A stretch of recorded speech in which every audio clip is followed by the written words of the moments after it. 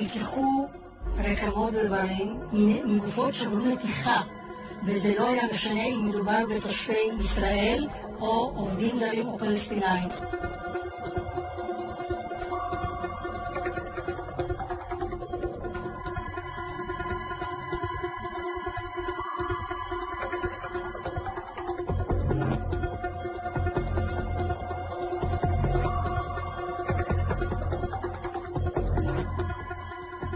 מה אחוז התרומות ביחס לאנשים בישראל? כלומר, איזה אחוז? כי זו שאלה מאוד מוזרה. אני לא יכולה להגיד לך, הוא כל כך קטן. אז שאלה לא מוזרה, תשובה מוזרה. תשובה מוזרה. לא, התשובה לא מוזרה. משום שלא תורמים כמעט.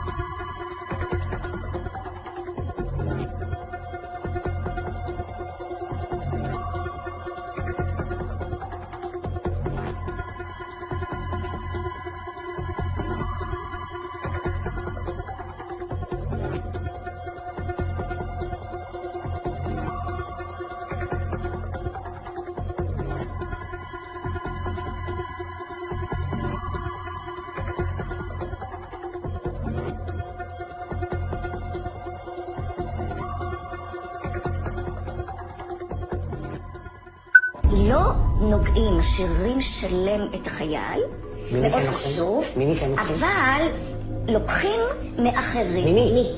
אז עכשיו השאלה מי, אתם תדמיינו ממי לוקחים. בתקופות מסוימות לקחו מפלסטינאים, ואחר כך זה היה עולים חדשים, עובדים זרים.